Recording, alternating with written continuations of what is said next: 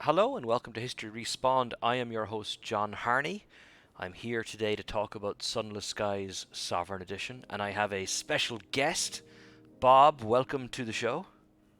Oh, thank you, John. Pleasure to be here. Are you familiar with History Respawned and the whole setup? You good to go? I've heard a few things about it. Yeah. One of my favorite things about having children is that I can make dad jokes and be thematically correct. It's okay, so I can be ridiculous.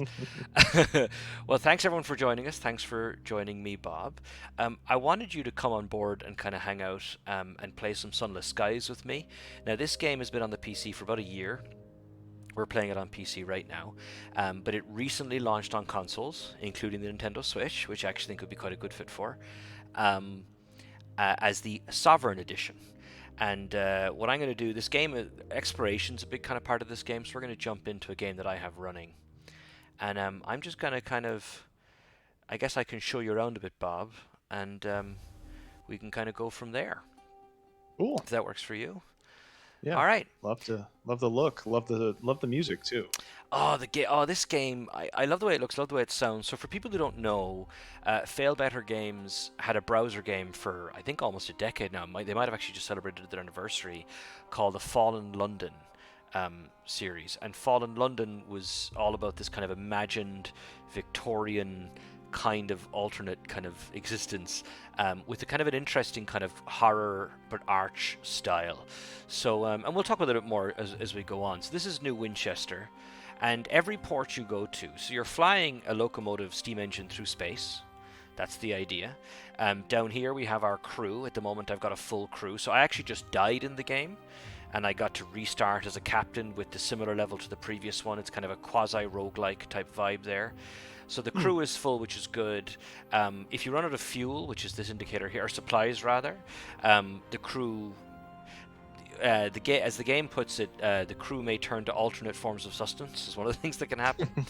Over here we have a terror meter, and if the terror meter gets high enough, the crew might start to turn on each other or turn on you. And then we have fuel also. If you run out of fuel, you've got to start finding other ways to get around. Um, Over here on the right, we have kind of an overview of our little ship here. The bat, I'll talk about in a second. A basic weapon, um, the engine, basic engine here, and a hold where you can kind of gather things and trade them if necessary. Our profile here, my various stats. And this is kind of interesting because a lot of this game is very text based. So what will happen is that you'll be in a situation where it will say to you, "Hey, you can do this thing, and because of your, for example, because of your Veils rating, you've got a 52% chance of succeeding," Hmm. and things like that. So you can kind of spec out certain ways. And I just hired this guy from Wolsey Station, and he's my driver. You don't need a driver, but it's another way of kind of adding stats. And we'll get to the chart in just a second. So while we're in Wolsey Station, we can. There's a lot of kind of things here that are specific to this station based on your storyline.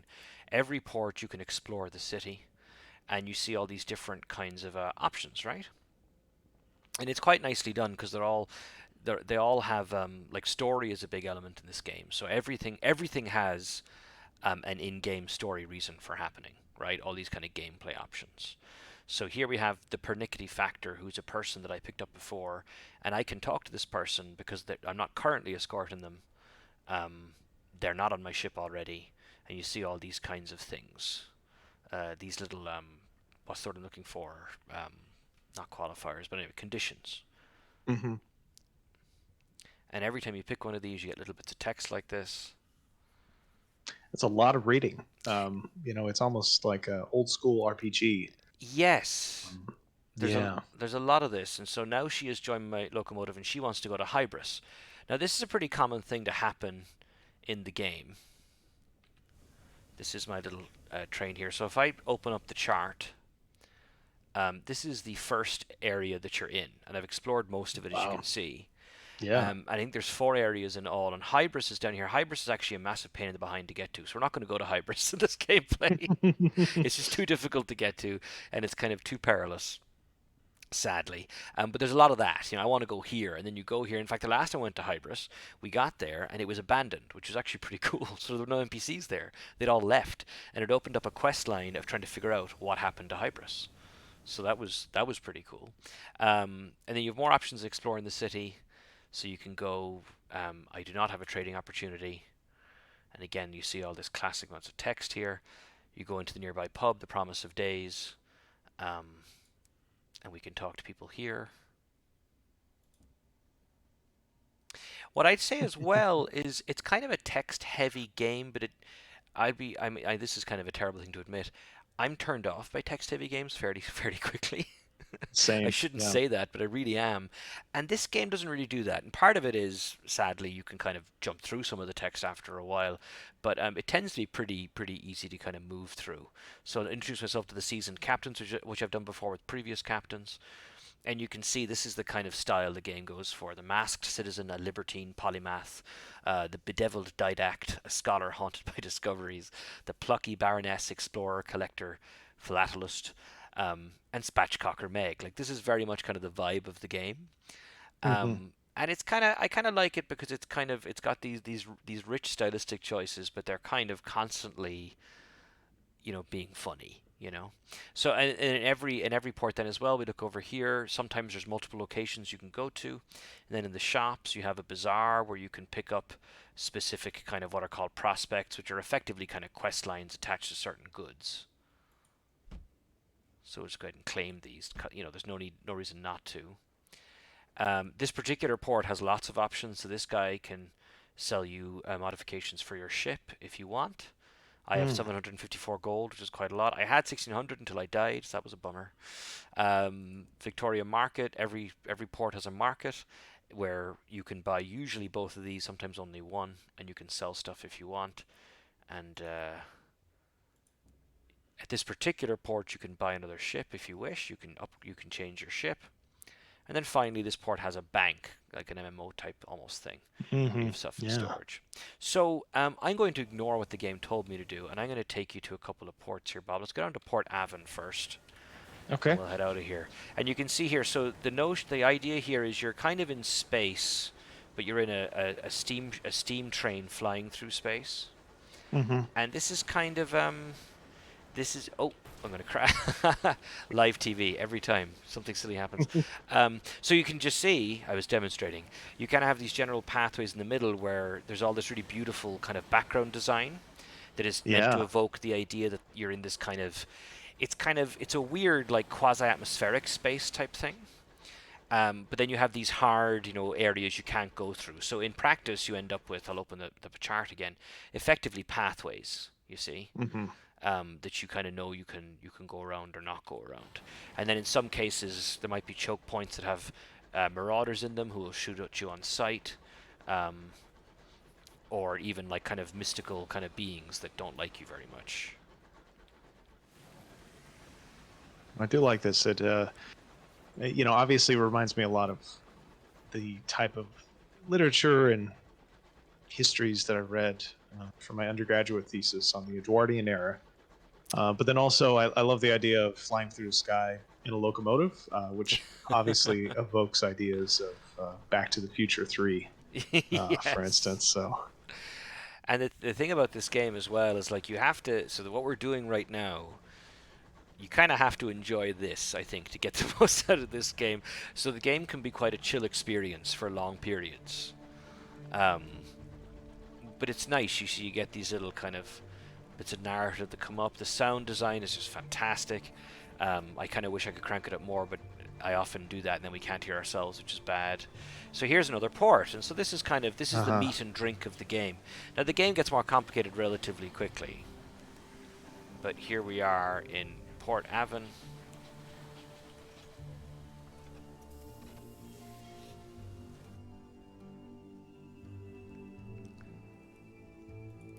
Yeah, I did like those bits of text that you had when you were, I suppose, sailing along. I don't know what you would say, but Yeah, it kind of reminds me of, a ship's log or something like that.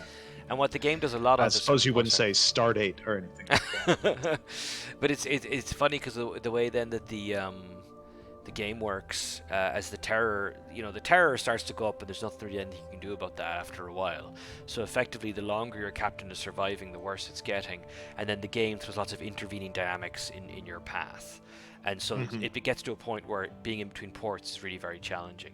And then so every port has its own little dynamic. This particular port is a dynamic where I've earned 3 kind of items of welcome just by kind of getting here. And I can write a port report, and this is a way to generate income. So we'll do that. And so this is something that your captain is doing. Every port they go to, they sit down and they scribble down some, intelligence about the town. Mm-hmm. And then you can choose to deliver it to the forces of, old London, effectively the Empire, or you can choose to share it with the Tacites, who are kind of a, working class, romantic, maybe they'll have their own country out here in the stars type crowd. Kind of like a reimagined New World, kind of 13 colonies type thing. And then so you can affect the overall kind of world state, as it were, between those ones. So you see, if I had Sal and Stewed Gossip, I could click this. If I had a caddy of dry tea, I could host people at a party. But that's okay, because there's other places to go in this port. So you can go to the Aurora Sommelier, Yeah. the Village Green. And so this is interesting. So you can watch a cricket match, which just kind of is just an interesting vibe. And so game-wise, in the game mechanics, this quote you see what it does with terror. It has reduced my terror. Mm-hmm. But it's just kind of, this is Port Avon is kind of the stately Little England, southeast sun-kissed English shores kind of port.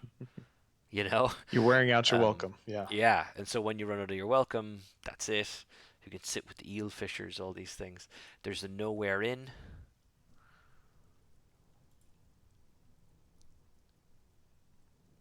And so this is kind of how, Cryptozoologist, interesting. yeah. So again, I think that, like I said, I'm embarrassed to say it, but text-heavy games will often turn me off. This game hasn't. Um, it's really good. Let's go ahead and take her on board. Why not? They don't take up any cargo space, passengers. So she wants to go somewhere. We don't really know where. Okay. That's okay. We might be able to we might be able to talk to her or something like that to figure it out. And then the Cyclopean ruins. And back to you were talking about fiction of the Edwardian period. This is another, and it makes me think of I was playing it the other day, that card game that came out last year. It's going to drive me crazy. Okay, sorry. But lots of kind of occult kind of vibes as well. Mm-hmm. So let's try this. So our veils give us a 60% chance. That's pretty good. So let's conduct a nocturnal excavation. Oh, there you go. There we go. And so we have a jumble of undistinguished souls. And then so each port will sell a certain good. They'll buy basically everything. But you'll get better prices at certain places for certain things. And then Carillon is a port that is run by the devils, who are ostensibly running psychiatric facilities. Hmm.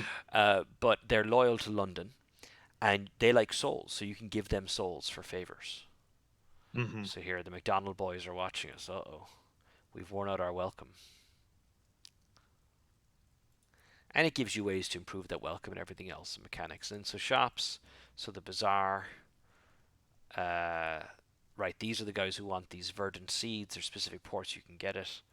And then Sharma and Sons, these guys will sell you... is that right? Yes, these guys will sell you the souls, or you can buy more fuel and supplies. So there we go.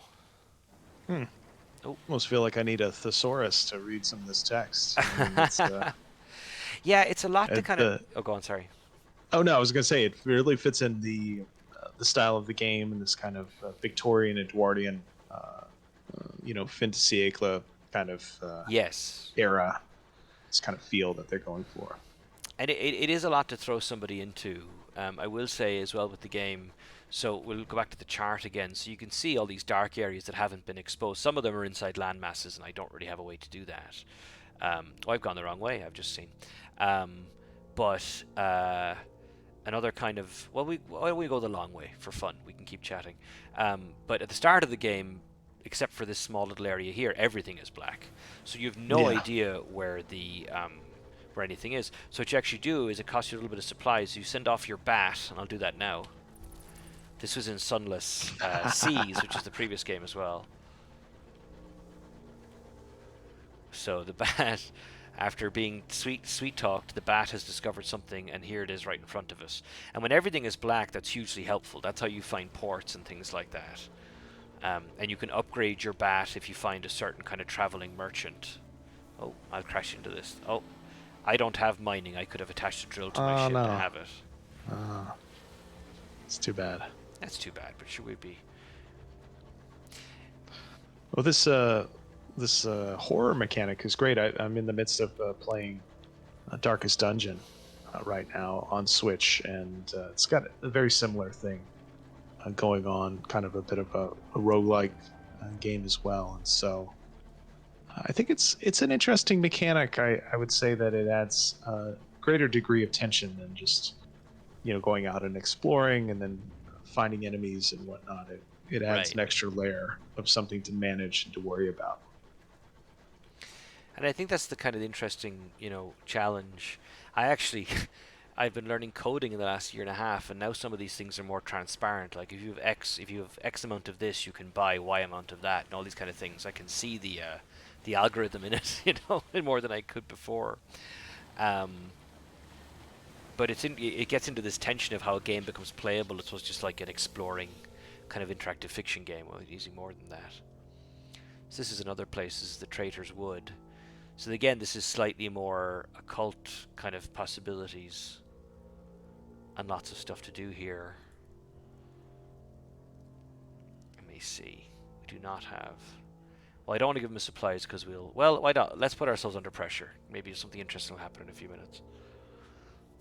The vituperative classicist compares your offering with burnt toast and wan tea. So this is all very, especially, I suppose, Bob, you could speak to this as well, not just as an historian of Britain, but as someone who's like been to Britain and spent a lot of time there. There is a kind of a British vibe to this game, I feel like. All the mentions of tea and toast and stuff, I mean, it's fairly, and feckless theologians. Yeah, well, then the put downs that are in the game of various people and the kind of descriptors, it's very British in its viewpoint. These are things that I've heard in seminar sessions, for instance. No, but this kind of game is interesting, and I brought it up earlier. I'd done my undergraduate thesis looking at this era of history and looking at British science fiction, in particular the late Victorian era, the Edwardian era, and so much of it really is the basis for a lot of kind of current, which you might call steampunk culture, and the Right. ways in which they imagine kind of alternative versions of this era of history, this kind of alternative version of the Victorian or Edwardian past. And a lot of that was, developed by the Edwardians and by the Victorians themselves. They were obsessed with kind of imagining new realms. And a lot of that was developed because of what they were doing in the real world, right? Expanding the empire, going into the farthest reaches of the globe. That kind of piqued a great deal of curiosity, imagination. But it also created a lot of dread, a lot of fear. A lot of Victorian literature is obsessed with ways in which Britain or European society will be overthrown. And you can see this in the work of Jules Verne, work of H.G. Wells, of course. But there's all sorts of other smaller writers who imagine these kinds of scenarios in which Britain is overthrown by either European enemies or in some cases by internal rebellions, by the Irish, for instance. Or, in the case of H.G. Wells, War of the Worlds, by extraterrestrials. And, Right. H.G. Wells, it's often pointed to, War of the Worlds is pointed to as kind of this founding moment for science fiction, for dystopian fiction. But the thing is that H.G. Wells' War of the Worlds was playing upon ideas of, imagined horrors, near future horrors that had been written about for decades up to that point. And in many ways, H.G. Wells writing that book was in some ways a bit of a kind of inside baseball critique of that literature. Mm-hmm. In the way that he's saying, well, we've imagined the French coming to conquer us, the Germans, the Irish working with our enemies of the empire to overthrow us, and now the only enemy we have left to write about are extraterrestrials, right? Aliens. And so it's kind of like a joke almost, that Right. book. But a lot of those books, they imagine these kind of fantastical uh, transportation devices, not flying locomotives, but instead massive airships, or incredibly fast ships that would be able to instantaneously reach places like London and Right. overthrow civil society. Huh. And so this is a big concern for the British. As early as the 1860s, they were worried about the French and their development of balloons. Just like, oh, now the French are going to come and invade us with a massive airship uh, fleet. And they're going to be able to go over the English Channel. They're going to be able to drop bombs on us, and we won't to defeat them. And then by the turn of the century, the fear was focused on the Germans, where they were worried about super fast German ships, and then also perhaps German mechanical devices that they didn't even know, what they could be, but there was just a great deal of fear about, kind of German technology, German innovation with regards to automobiles, with regards to ship technology, and a concern that they could create some kind of monstrous um, uh, technology that could overthrow the British Empire. And Oh. so these kinds of steampunky alternative histories, as kind of fictional depictions, these have actually a lot of basis in fact in the Victorian and Edwardian mindset. Fast. It's great to see this kind of stuff. Yeah, I mean that's all of that is in this game. Yeah. Like it's just fascinating because oh no, I've upset the bees.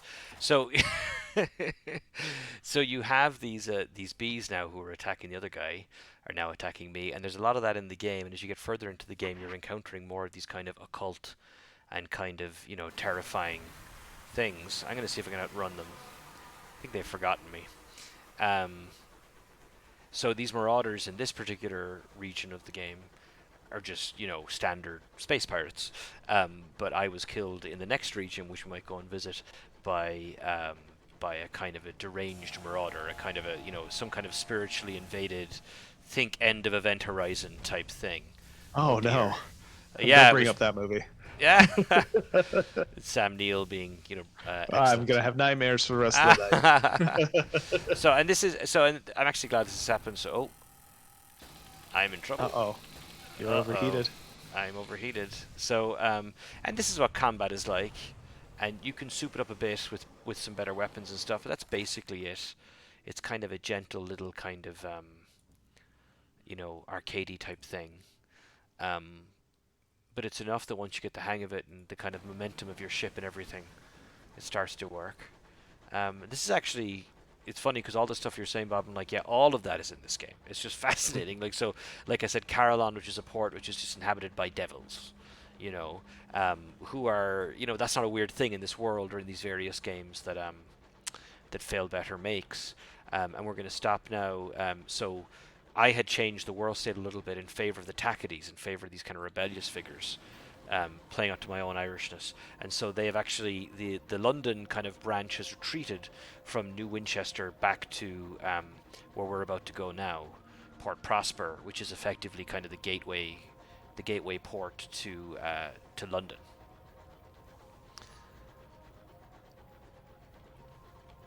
Love the music. This is great. Oh, and I mean the artwork. It's the I'm a big fan. I liked Sunless Skies, or sorry, Sunless Seas, which was the precursor to this. There's some quality of life changes that make this a better game, but also I think the music and the artwork and everything they've just hit a really nice sweet spot with this game. I really think it's worth people's time. So this is kind of slightly more of the imperial center type place. Mm-hmm. And so there's settlers coming from London. So this is kind of the new world, as it were. And you can distribute these people. We have this is the company. So this is a kind of an East India Company slash Imperial Navy type faction, basically. So this guy will now take my. I'll just give him to him just to show everyone what happens. So you get some money. Well, I didn't get much money because he doesn't like me very much. I get more money for the Tacadies. But you get gratitude, or something you can then exchange for other things. The fuel remains unchanged, and we're improving our fortunes with him gradually. But as you can see, I've done a lot of work with the Tacadies before, which is part of the reason he doesn't like me very much. Um, so that's a kind of a game mechanic thing there, and they all have stovepipe hats, and so on. Um, Forgive me for kind of probably clicking through a bit quickly on these, but No, that's fine. and this is kind of the vibe now of Port Prosper. We have the incognito princess. We can hire her for 100 sovereigns, and we can take her on as our first officer. And some of these kind of NPCs you take on as officers, and in fact, many of them will have some kind of a storyline that shows up at some point. Maybe you'll land at a certain port, or you'll have a certain kind of encounter, or the terror raises to a certain point, and they'll start to that will kind of activate them. You know, Mm. so one of my favorite ones actually is an urchin, a stowaway who you can choose to drop off in the nearest port or take on as the mascot for the ship, which is actually a position of the ship. And then That's actually great. like a port later, she actually kind of had story stuff, which was pretty cool. So we can, we write our port report here. So you're effectively traveling around the space, writing notes about these places. Um,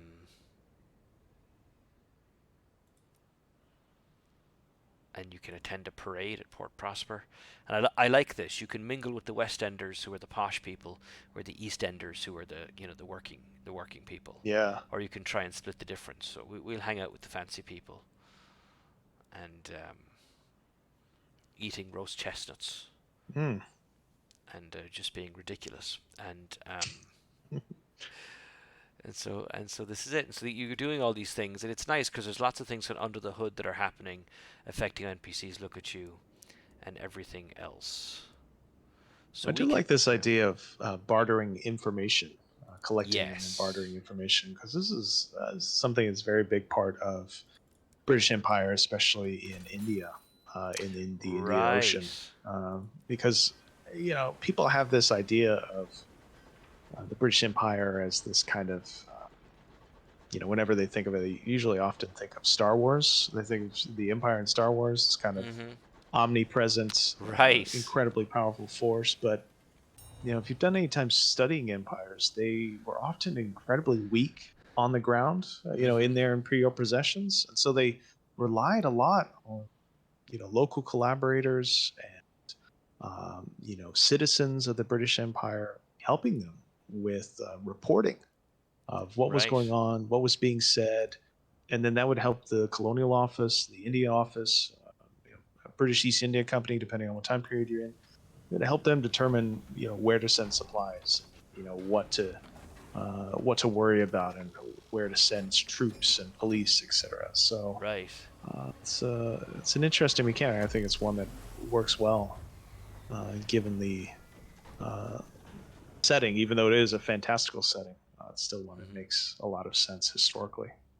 Yeah, and recreating these challenges, like it's hard for us these days to understand like the basic mechanics of finding out where a person is, or who Hmm. such members of a faction are, or what policy is going to go down well or not go down well, or what have you. So this is the next area I decided to go to. We're about to run out of supplies, which I did on purpose so that we could see what happens. So you see here how little I've explored this. You see. Oh yeah. So I did find the Brabazon work world, which is kind of almost a Terry Gilliam-esque horrible place where everyone has to work just to survive. So here we are. We've run out of supplies. These are things that start to happen. So I don't have much of a Oh chance of wow. success. If I work alongside my crew, perhaps we can. Nope. Oh.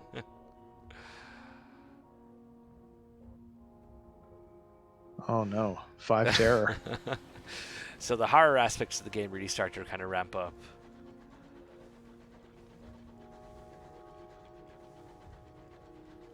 Oh,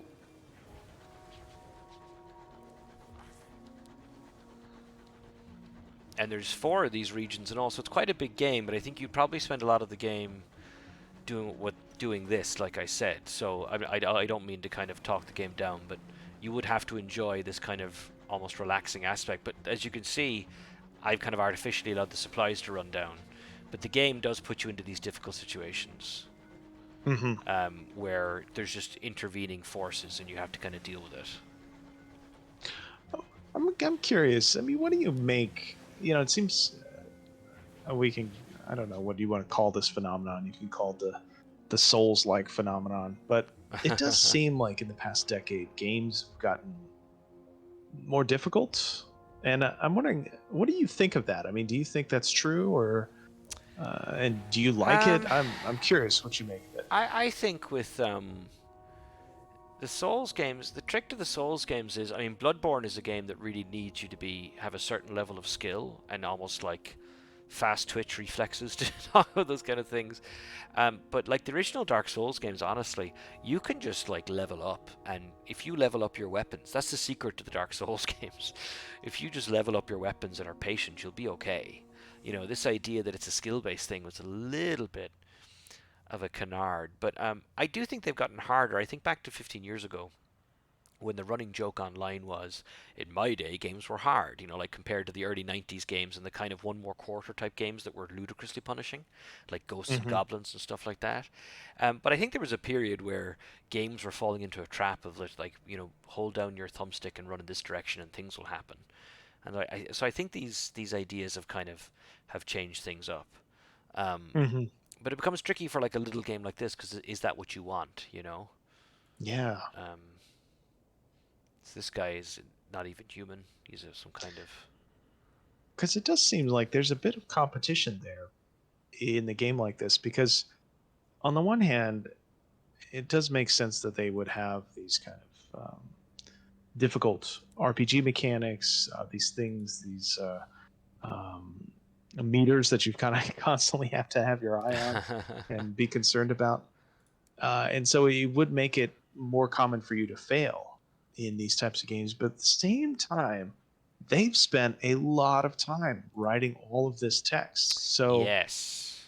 if I were the one writing this, I would kind of want to make the game easy enough so that people could interact with all of this stuff All that this they've work you did, yeah. created.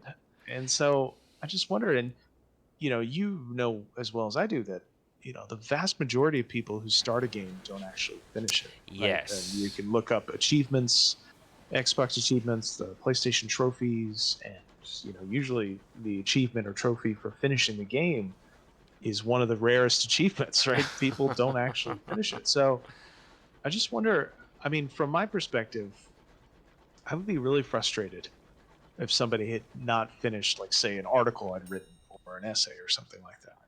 And so to Right. think about doing all this work for a game and then people maybe being interested, but being unable to get there because it's so difficult, that would be troubling, I think.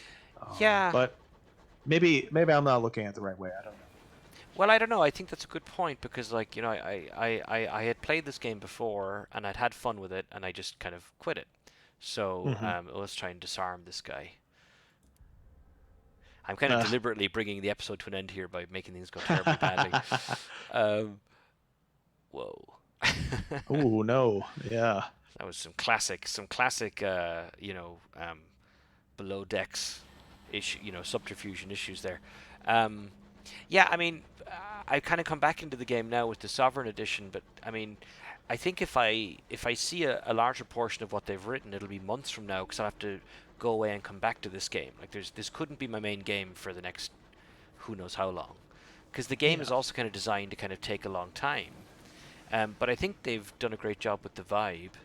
But it becomes a little bit heartbreaking. Like the Fallen London world was different because it was browser based, and it was kind of set up to be something you kind of committed to for a long time. But you could also pop in and spend a few minutes at a time with. So I guess if you treated this game that way, the same thing would happen. But people are, like you say, that's not really what game players are doing a lot of the time.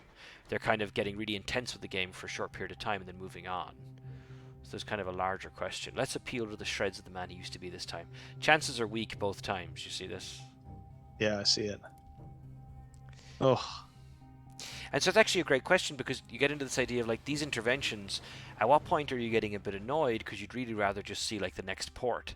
And I've artificially allowed us to run out of stuff here, but at the same time, um, it happens all the time. Like especially early in the game, if you don't have much money, it's not easy to have a lot of supplies and fuel on hand at any given time.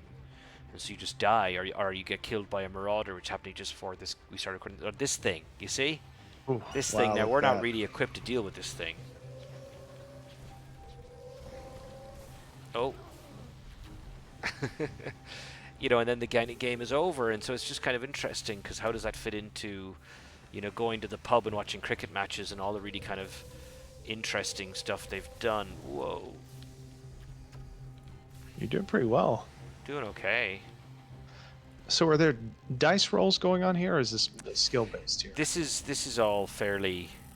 You can. Oh yeah. Oh. Oh Oh yeah, yeah. we're losing here. We're in the middle of fighting.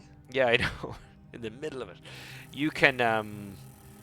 There are some difficulty options you can. Whoa, you can tweak. Oh, That was not good. There's some difficulty options you can tweak, but this is basically a kind of a little mini physics thing that's going on. yeah. So she's giving me a little bit of a tell before she sends it. Well, I love the lighting here. Oh, It's I great. mean, the game is one of the things I really do enjoy, just kind of flying around space in this game, because it just looks so good, and it sounds so good.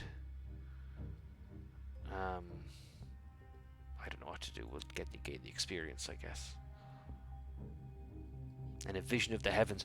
It does also get, what I have found is I just kind of ignore the various currencies and just wait until I encounter a situation where somebody wants a Skyward story or something like that. Because there's the systems. We go back to the profile real quick before we quit the episode here. I have affiliations, right? We have events, which are, kind of world. These are kind of world balance type things. Reputations with the two main factions, and then all these other things that are happening. So there's kind of a lot to kind of keep track of. What I've liked about it is you can kind of ignore it. I don't know if the developers would be sad to hear me say that, but I like to ignore it because I like to focus more on what's actually happening. Like the writing, like you said. Let's break open a coffin. Nice. Oh, ministry approved literature. That's actually quite hard to come by. The favored poetry of the Empress. Hmm. So this is a really nice little vignette. Her Majesty's Man in Death. This is actually a very nice. This little vignette, I think, is a really good kind of summary of where the game tends to be, and the kind of, clearly, fictional British Edwardian/Victorian space empire that the game is set on. And we're now, you see, running out of supplies, can't even send a bat. Just waiting for the inevitable. Did you eat the bat? He just won't go because I guess I have nothing to give him. I will say, actually, I think because I've cheated a little bit, because it's not always quite as repetitive as it's been in this playthrough. Like the same thing keeps happening. These are kind of space winds of some description. Hmm. This doesn't seem. Oh dear. I think you should sail right into that. Let's do it. Come on. Whoa. This is great. Storm that speaks. I'm being drawn into it now. Oh, nice. Terror is just going up in spades Right. here. Oh my god. So this is just like you were talking about earlier, the sense of looking for enemies and creating them if necessary, Mm-hmm. This is a very kind of natural world, kind of, based horror.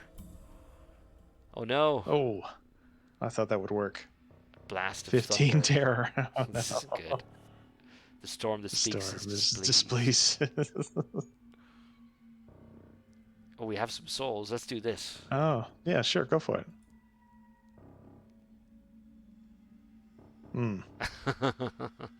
Great. Awesome. Going well. Oh well. I guess we're about to end the episode, everybody.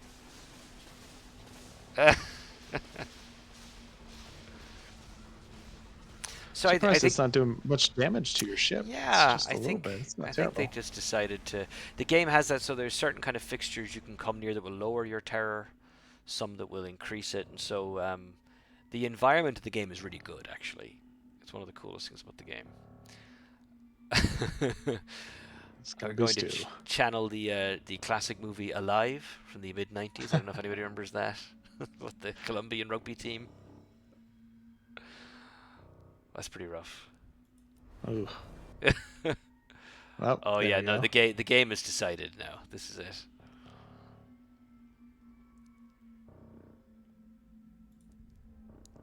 Uh oh, end game. Oh, There we go. oh no.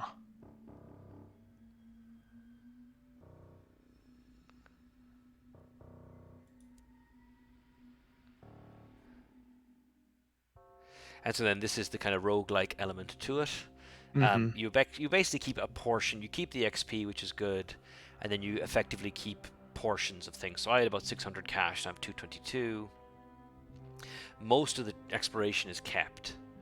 Oh, level 2, actually, that's dropped me a level, but still, I'm still starting another level. And then now it's telling you if you want to, you can turn down the rate of consumption and stuff like that. So Gotcha.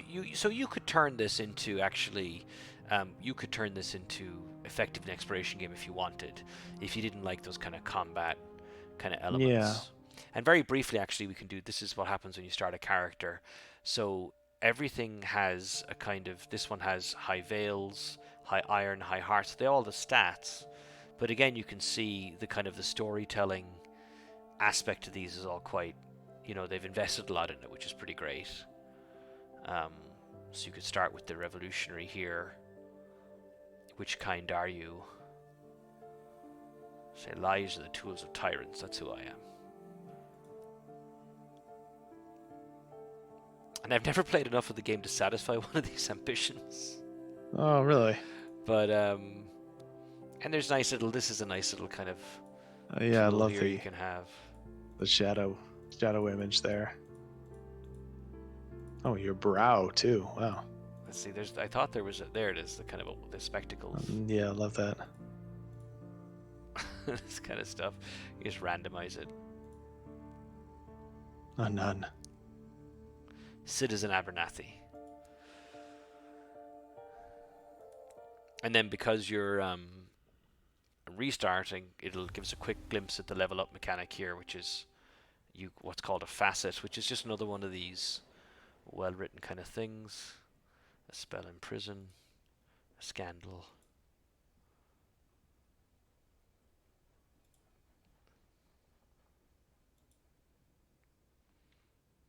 So yeah, like you say, honestly, if anything, I feel kind of badly that there's all this work went into this game that I'll probably never read. Yeah. Because the game does kind of allow you to kind of tailor your own experience, which is one of the strong points of the game. And here we are, you see, we're back where we were at the start of the episode. Yeah. But we have, I we've carried wonder. on a certain amount of progress with us, you see. Yeah, I wonder. I wonder if this is something that would work well on Switch though, because it's something you could pick up and put down, That's what I and was thinking, kind of yeah. keep going. Whereas I think if I had to sit here and play this on the PC, I don't know how long I would stick with it. Um, I think 'Cause it's a lot of people reading. people whose lifestyles are a little better to ours, Bob. So maybe some people watching who I think would be a great kind of come down game, Hmm. after kind of a more intense game, or if you're kind of hanging out by your computer and you've got kind of not an hour to kill exactly, but you're not really in the mood for taking anything on per se, you could totally get a couple of little. You could pick up some verdant seeds from one port and get them to the other. So that's something that I've kind of liked about it. But I don't get Yeah, to do that a lot. What little time I have is going to Mass Effect right now, really. So it's not really going to this it's game. a Um, it's a game for office hours. yeah, right, exactly. Yeah, people walk in, it's like, oh no, this is research. Yeah, This is turn of the century alternate Britain. But yes, that was it. So I quite like it. I think it's worth a look. Thanks for joining me, Bob, and thanks for the insights on kind of science fiction of the turn of the well, the turn of the century before the last turn of the century, I guess. I know it gets so confusing now. It was so much easier. I It know. was so much easier back in the 20th century. I know. We're such children But of the 90s. thanks, John. Yeah, and thanks everybody for watching. As always, really appreciate it. Please do consider visiting us at historyrespawn.com as well. Check out more of our videos as well as our podcast. And we always welcome your support, which you can offer at patreon.com/historyrespawn. Thank you so much for watching. Goodbye.